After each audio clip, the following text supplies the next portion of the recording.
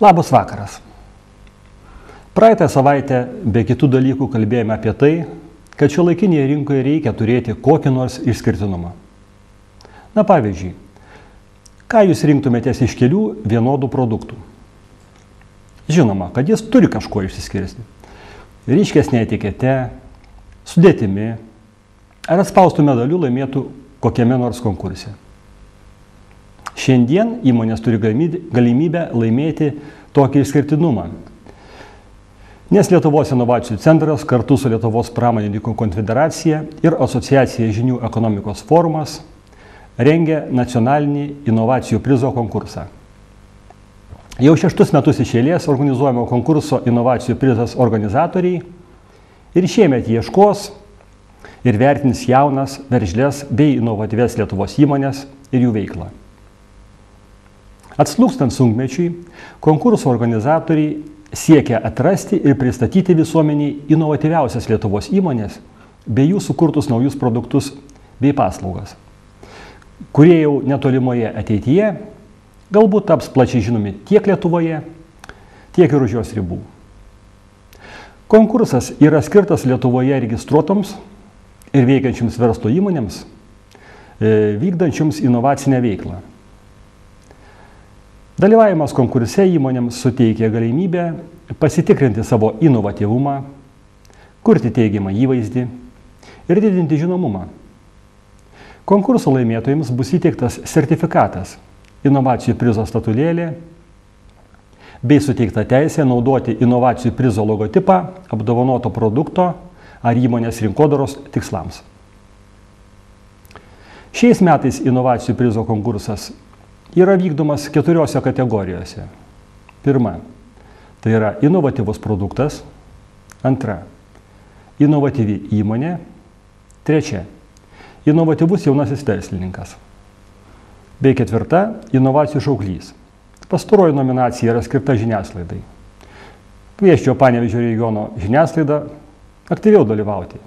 Pernai, aš nežinau, ar jie nepatikėjo savo jėgomis ir paraiškų mes nesulaukime. Įmonės norinčios dalyvauti konkurse turi užpildyti pateiktą paraiškos formą. Kiekvienai kategorijai pildoma atskira paraiškos forma. Prie paraiškos taip pat gali būti pridedama papildoma informacija. Na, žinot, kad sustiprintų įspūdį, kad pailiustruotų, ką jūs darote.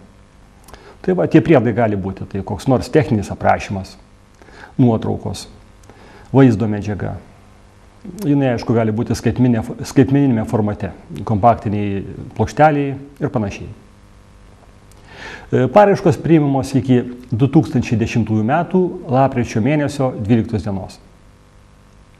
Paraiškų formas rasite interneto puslapyje www.inovacijuprizas.lt. Beje, noriu paminėti ir pabrėžti, kad dalyvavimas konkurse yra nemokamas. Pinigų nemokė, o nauda gali būti. Labai kviečiu dalyvauti. Konkurso laimėtojai bus apdovanoti 2010 metų gruodžio mėnesį. Beje, paraiškas vertins nepriklausoma ekspertų komisija pagal iš anksto nustatytus ir paskelbtus vertinimo kriterijus. Beje, juos galite rasti tame pačiame tinklalapyje Inovacijų prizas LT. Už paraiškoje pateiktos informacijos teisingumą atsako pareiškėjas. Rengiant paraišką nebūtina pateikti informacijos turinčios komercinę paslaptį. Konkurso organizatoriai užtikrina informacijos konfidencialumą. Kviečiame dalyvauti. O dabar šiek tiek iliustracijų. Tai yra statistikos apie Panevėžio regiono įmonės, kurios tapo šio konkurso nugalėtojomis praeituose konkursuose. Šiek tiek paminėsiu, už ką jos apdovanotos, kad dar kartą paneigčiau mitą apie tai, kad inovacijos galimos tik kokiose nors biotechnologijose ar kitame aukštųjų technologijų sektoriuje.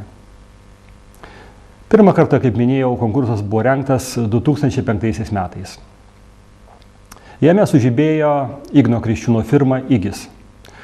Jinai laimėjo 2 nominacijas – kaip inovatyvi įmonė ir už inovatyvų produktą. Firma IGIS dirba statybų pramonėje. Jinai yra įmonė gamintoja, gamina glaistus, gruntus, dažus ir kitokius dalykėlius.